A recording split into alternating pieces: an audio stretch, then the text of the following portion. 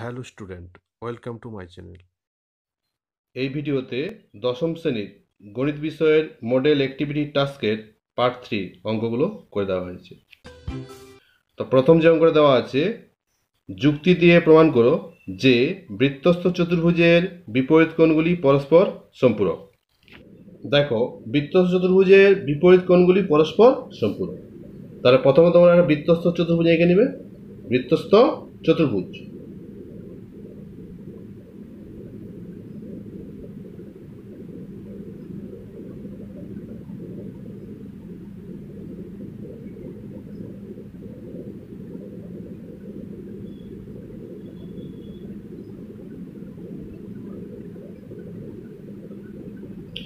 দেখো A B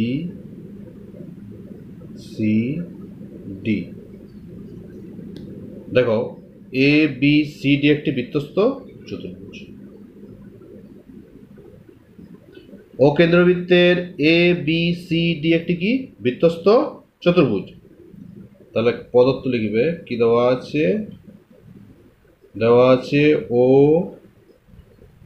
কেন্দ্রীয় বৃত্তের এ বি সি ডি একটি বৃত্তস্থ চতুর্ভুজ। ও কেন্দ্রবৃত্তের এ বি সি ডি একটা বৃত্তস্থ চতুর্ভুজ। এবার দেখো, প্রমাণ করতে হবে বৃত্তস্থ চতুর্ভুজের বিপরীত কোণগুলি, অর্থাৎ কোণ এ বি সি প্লাস কোণ এ ডি সি সম্পূরক। বিপরীত কোণগুলি পরস্পর সম্পূরক, অর্থাৎ এই কোণটা প্লাস এই কোণটা কত হবে, 2 সমকোণ। আবার এই কোণটা প্লাস এই কোণটা সমান 2 সমকোণ। তাহলে A B C plus A D C সমান 2 সমকোণ, এবং কোণ বি এ ডি প্লাস কোণ বি সি ডি সমান 2 সমকোণ। তাহলে দেখো, প্রমাণ করতে হবে যে কোণ এ বি সি প্লাস, দেখো কোণ এ বি সি, এই কোণটা এর বিপরীত কোণ কোনটা, এই কোণটা, তার মানে A D C plus A D C সমান 2 সমকোণ, এবং কোণ বি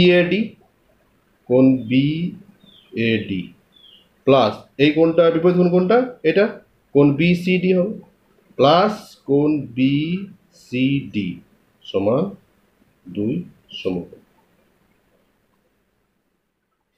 এবার দেখো, এবার তোমরা অঙ্কন করবে। অঙ্কন দেখো, এও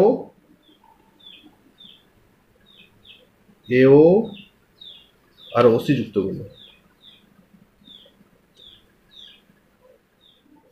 এও আর ওসি যুক্ত করবে। এরপর প্রমাণ, দেখো এডিসি বৃত্তচাপের উপর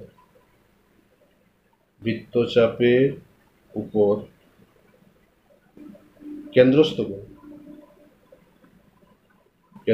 কোণ। দেখো এডিসি বৃত্তচাপ, এডিসি এই বৃত্তচাপ এডিসি বৃত্তচাপের উপর কেন্দ্রস্থ কোণ এটা। এই কোণটা দেখো 180 থেকে বড়, সেই জন্য প্রবৃদ্ধ কোণ বলা হয় এটাকে। প্রবৃদ্ধ এ ও সি হবে, কেন্দ্রস্থ কোণ কি হবে, প্রবৃদ্ধ A O C. A D C চাপের উপর এটা কেন্দ্রস্থ কোণ, প্রবৃদ্ধ কেন্দ্রস্থ কোণ, আর এটা হচ্ছে বৃত্তস্থ কোণ। তাহলে কেন্দ্রস্থ কোণ হচ্ছে প্রবৃদ্ধ এ ও সি, আর বৃত্তস্থ কোণ হয়ে যাচ্ছে কোণ এ বি সি। তাহলে দেখো এ ডি সি এই চাপটার উপর দেখো এ ডি সি চাপের উপর এটা প্রবৃদ্ধ কেন্দ্রস্থ কোণ, আর এটা কি বৃত্তস্থ কোণ। তাহলে কেন্দ্রস্থ কোণ প্রবৃদ্ধ এ ও সি, আর যে বৃত্তস্থ কোণ হচ্ছে এ বি সি। কেন্দ্রস্থ কোণ বৃত্তস্থ কোণের দ্বিগুণ, তাহলে প্রবৃদ্ধ এ ও সি সমান কত হবে, 2 ইন্টু এ বি সি হবে, 2 ইন্টু এ বি সি। দেখো এ ডি সি চাপের উপর এটা কেন্দ্রস্থ কোণ, প্রবৃদ্ধ কেন্দ্রস্থ কোণ কি এ ও সি, আর বৃত্তস্থ কোণ হচ্ছে এ বি সি। এ বি সি। এবার দেখো কেন্দ্রস্থ কোণ কি হয় বৃত্তস্থ কোণের দ্বিগুণ, তাহলে প্রবৃদ্ধ এ ও সি সমান কত 2 ইন্টু এবিসি হবে। দেখো এবিসি প্লাস এডিসি সমান 2 সমকোণ প্রমাণ করতে হবে। তাহলে এখানে দেখো এবিসি সমান বের করবো, তাহলে অতএব কোণ এবিসি সমান হয়ে যাবে প্রবৃদ্ধ এ ও সি। দেখো প্রবৃদ্ধ এ ও সি সমান 2 ইন্টু এবিসি, তাহলে এবিসি সমান কত হবে হাফ অফ প্রবৃদ্ধ এ ও সি। এবার দেখো আবার এবিসি চাপের উপর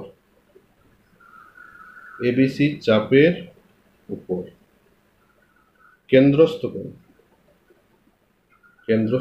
কি হবে এবিসি চাপ এ বিসি চাপের কেন্দ্রস্থ কোণ এটা হবে এ ও সি হবে, আর বৃত্তস্থ কোণ কি হবে এ ডি সি।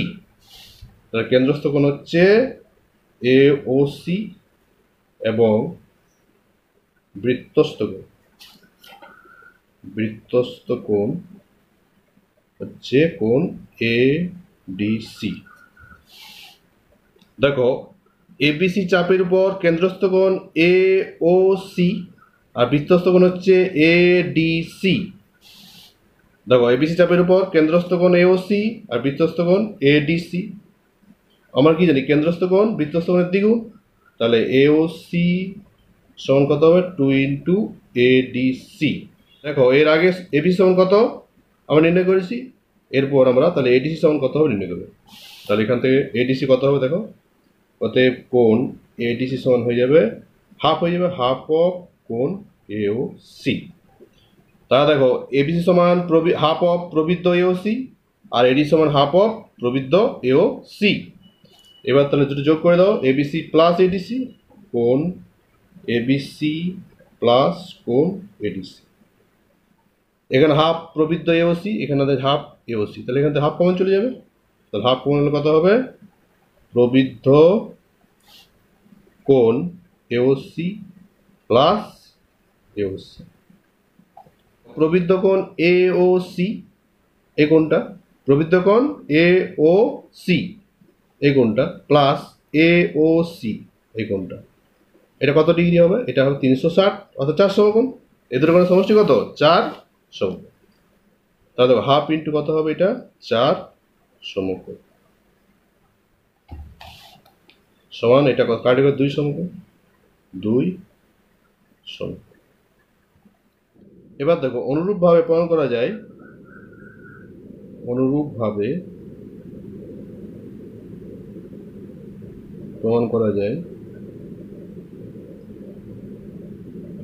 দেখো ও এ আর ও সি যুক্ত করে প্রমাণ করে কি হলো A B C plus A D C সমান 2 সমকোণ।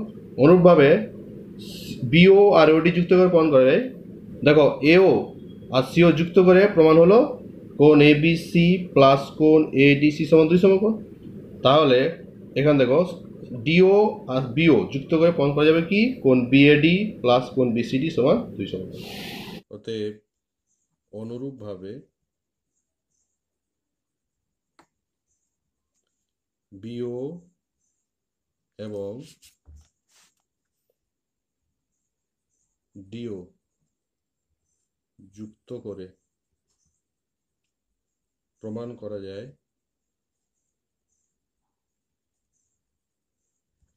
কোণ বিএডি প্লাস কোণ বিসিডি সমান 2 সমকোণ। তাহলে দেখো এও আর সিও যুক্ত করে কি প্রমাণিত হলো এবিসি প্লাস এডিসি সমান 2 সমকোণ।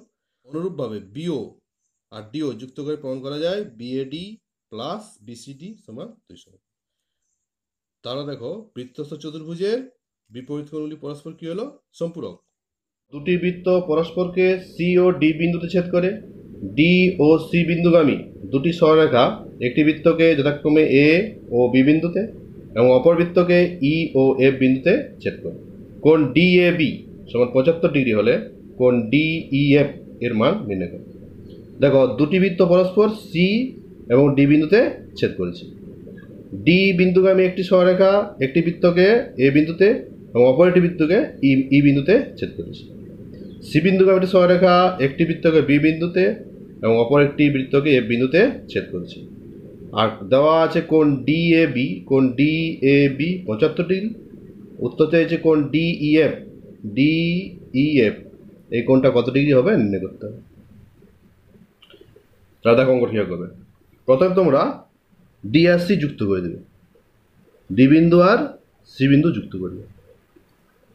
তাহলে কি করা হলো, সিডি সিডি যুক্ত করা হয়। তাহলে দেখো এ বি সি ডি একটা বৃত্তস্থ চতুর্ভুজ হচ্ছে, আবার সি ডি ই এফ একটা বৃত্তস্থ চতুর্ভুজ। তাহলে দেখো এ বি সি ডি একটি বৃত্তস্থ চতুর্ভুজ। তো বৃত্তস্থ চতুর্ভুজের কোণ বি এ ডি যদি 75 ডিগ্রি হয়, তাহলে এই কোণটা কত ডিগ্রি হবে? এই কোণটা হবে 180 মাইনাস 75। বৃত্তস্থ চতুর্ভুজের বিপরীত কোণগুলি পরস্পর কি হয়? সম্পূরক হয়। তাহলে এই দুটি কোণের সমষ্টি কত? 180। তাহলে এই কোণটা হবে 180 মাইনাস 75। এই কোণটা কত হবে? কোণ বি সি ডি কত হবে? 180 মাইনাস 75। তাহলে অতএব কোণ বি সি ডি সমান 180 মাইনাস 75 সমান 105 ডিগ্রি। দেখো এবিসিডি একটা বৃত্তস্থ চতুর্ভুজ, যেহেতু কোণ বিএডি দিয়েছে 75 ডিগ্রি, অতএব কোণ বিসিডি কত হবে? 180 মাইনাস 75, তাহলে এটা 105। এই দুটো পরস্পর সম্পূরক, অর্থাৎ এই দুটো কোণের সমষ্টি 180 ডিগ্রি। তাহলে এই কোণে যদি 75 ডিগ্রি হয়, তাহলে কোণ বিসিডি কত হবে? 180 মাইনাস 75, 105 ডিগ্রি। এবার দেখো কোণ ডিসিএফ সমান কত হবে? 180 মাইনাস 105 হবে। বিএফ একটা সরলরেখা, বিএফ একটা সরলরেখা, তাই এই পাশটা যদি 105 ডিগ্রি হয়, তাহলে এই পাশটা কত হবে? 180 মাইনাস 105। তাহলে অতএব কোণ ডিসিএফ সমান 180 মাইনাস 105 সমান হচ্ছে 75 ডিগ্রি। দেখো বিএফ একটা সরলরেখা, কোণ বিসিডি যদি 105 হয়, কোণ ডিসিএফ কত হবে? 180 মাইনাস 105 হবে 75 ডিগ্রি। যেহেতু এটা একটা সরলরেখা, এই দুটি কোণের সমষ্টি কত? 180 ডিগ্রি। যেহেতু কোণ বিসিডি দেওয়া আছে 105, তাহলে কোণ ডিসিএফ কত হবে? 180 মাইনাস 105, 75 ডিগ্রি। তাহলে এটা হচ্ছে 75 ডিগ্রি। উত্তর চেয়েছে কোণ ডিইএফ, ডিইএফ। আবার দেখো সিডিইএফ একটা বৃত্তস্থ চতুর্ভুজ, তাহলে এই দুটি কোণের সমষ্টি কত? 180 ডিগ্রি। অতএব কোণ ডিইএফ কত হবে? কোণ ডিইএফ সমান হয়ে যাবে 180 মাইনাস 75 সমান 105 ডিগ্রি। যেহেতু সিডিএফ একটা বৃত্তস্থ চতুর্ভুজ, সেহেতু এই দুটি কোণের সমষ্টি কত? 180 ডিগ্রি। বৃত্তস্থ চতুর্ভুজের বিপরীত কোণের উপর সম্পূরক হয়, তাহলে এটা যদি 75 ডিগ্রি হয়, এটা কত হবে? 180 মাইনাস 75 সমান 105। এর পরের অঙ্ক, একটি গোলকের ব্যাসার্ধের দৈর্ঘ্য 50% বৃদ্ধি করলে বক্রতলের ক্ষেত্রফল শতকরা কত বৃদ্ধি পায় তা নির্ণয় করো। দেখো একটি গোলকের ব্যাসার্ধের দৈর্ঘ্য 50% বৃদ্ধি করলে বক্রতলের ক্ষেত্রফল শতকরা কত বৃদ্ধি পাবে তা নির্ণয় করতে হবে। তাহলে প্রথমে তোমরা ধরে নিবে গোলকের ব্যাসার্ধ সমান আর একক। তাহলে ধরি গোলকের ব্যাসার্ধ সমান আর একক। গোলকের ব্যাসার্ধ কত? আর একক। তাহলে অতএব গোলকের বক্রতলের ক্ষেত্রফলের সূত্র কি? 4 পাই স্কয়ার। তাহলে বক্রতলের ক্ষেত্রফল সমান হচ্ছে 4 পাই আর স্কয়ার বর্গ একক।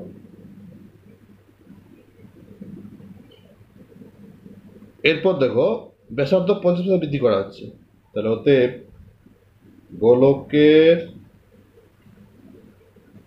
ব্যাসার্ধ 50% বৃদ্ধি করলে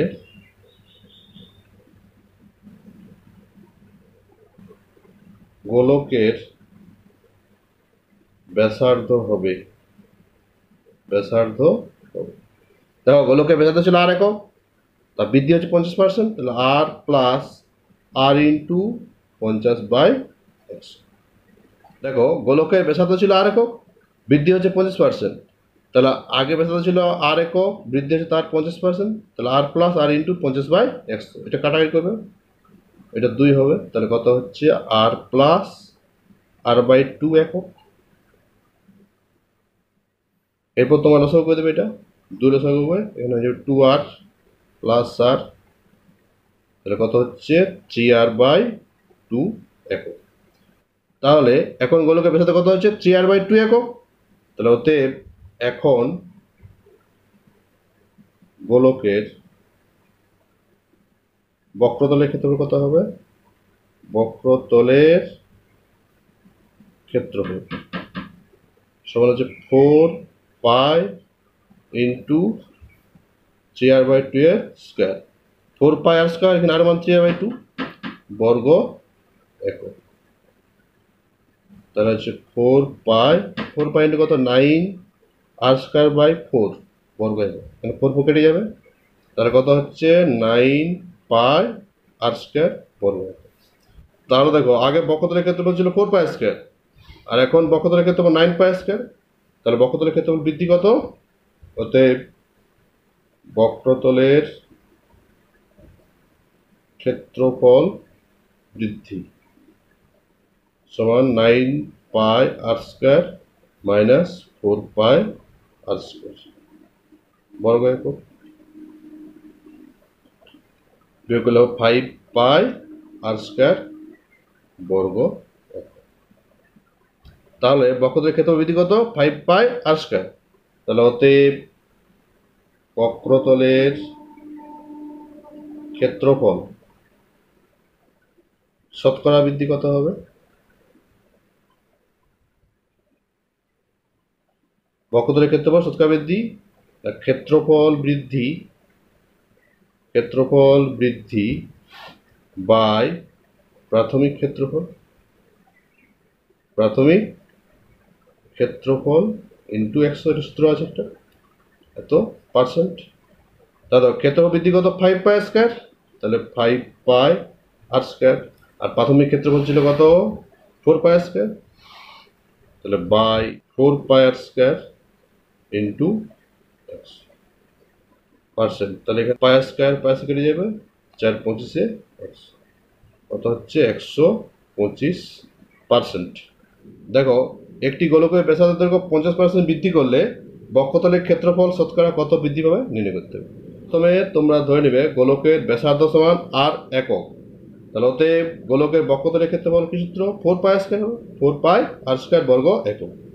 এবার দেখো ব্যাসার্ধ 50% বৃদ্ধি করা হচ্ছে, তাহলে গোলকের ব্যাসার্ধ 50% বৃদ্ধি করলে গোলকের ব্যাসার্ধ কত হবে? আগে ব্যাসার্ধ ছিল আর একক, বৃদ্ধি হচ্ছে তার 50%, তাহলে আর প্লাস আর ইন্টু 50/100, এটা হয়ে যাচ্ছে কত? 3r/2 একক। তাহলে এখন গোলকের বক্ষতলের ক্ষেত্রফল কি হবে? 4 পাই ইন্টু 3r/2 স্কোয়ার, এটা হচ্ছে কত? 9 পাই আর স্কোয়ার। তাহলে বক্ষতলের ক্ষেত্রফল বৃদ্ধি কত? আগে গোলকের বক্ষতলের ক্ষেত্রফল ছিল 4 পাই স্কোয়ার, আর এখন হচ্ছে 9 পাই আর স্কোয়ার, তাহলে ক্ষেত্রফল বৃদ্ধি কত? 9 পাই স্কোয়ার মাইনাস 4 পাই স্কোয়ার, 5 পাই আর স্কোয়ার। তাহলে অতএব বক্রতলের ক্ষেত্রফল শতকরা বৃদ্ধি, ক্ষেত্রফল বৃদ্ধি বাই প্রাথমিক ক্ষেত্রফল ইন্টু 100, তা ক্ষেত্রফল বৃদ্ধি কত? 5 পাই স্কোয়ার, আর প্রাথমিক ক্ষেত্রফল ছিল কত? 4 পাই আর স্কোয়ার ইন্টু 100, কত হচ্ছে তাহলে? 125%। তাহলে বক্রতলের ক্ষেত্রফল শতকরা কত বৃদ্ধি হচ্ছে? 125%। এরপরের অঙ্ক, একটি অর্ধগোলাকৃতি গম্বুজের ভূমিতলের ব্যাসের দৈর্ঘ্য 42 ডেসিমিটার, গম্বুজটির উপরিতল রং করতে প্রতি বর্গমিটার 35 টাকা হিসেবে কত খরচ পড়বে তা নির্ণয় করো। দেখো গম্বুজের ভূমিতলে ব্যাস দেওয়া আছে 42 ডেসিমিটার, প্রথমে তোমরা গম্বুজের ভূমিতলের ব্যাসার্ধ নির্ণয় করবে। তাহলে অতএব অর্ধ গোলাকৃতি গম্বুজের ভূমিতলের ব্যাসার্ধ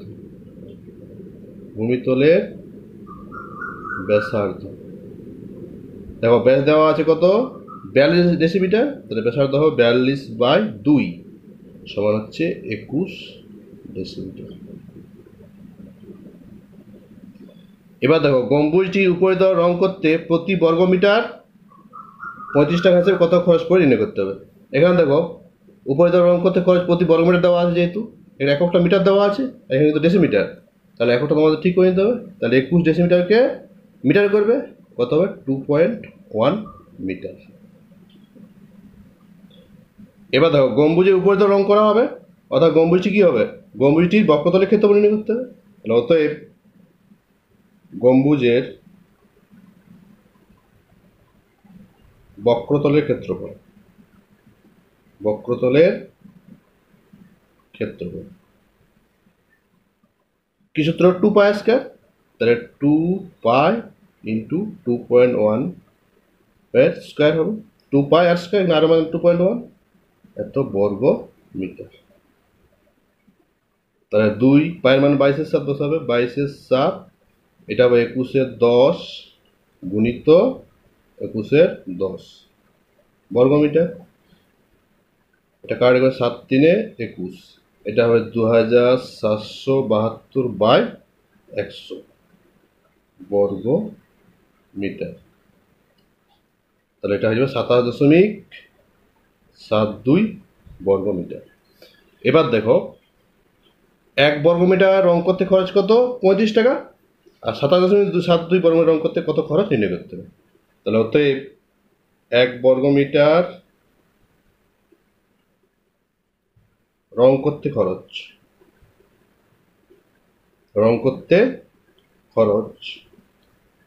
35 টাকা।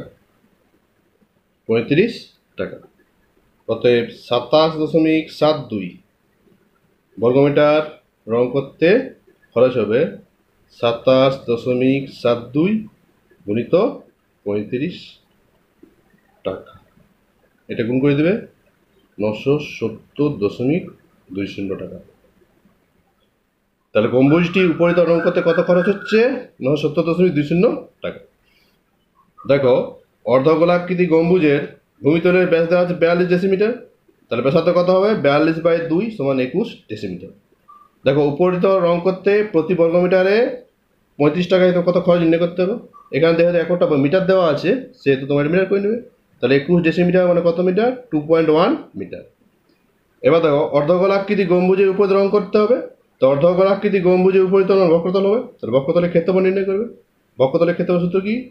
অর্ধগোলাকৃতি গম্বুজের বক্রতলের ক্ষেত্রফল সূত্র হবে 2 পাই আর স্কয়ার। তাহলে 2 পাই ইন্টু 2.1 এর স্কয়ার। এটা কত হচ্ছে? 27.72 বর্গ মিটার। এবার দেখো 1 বর্গ মিটার রং করতে কত খরচ? 35 টাকা। তাহলে 27.72 বর্গ মিটার রং করতে কত খরচ হবে নির্ণয় করতে হবে। তাহলে 1 বর্গ মিটার রং করতে খরচ 35 টাকা। 27.72 বর্গ মিটার রং করতে কত খরচ হচ্ছে এটা গুণ করে দেবে 970.20 টাকা।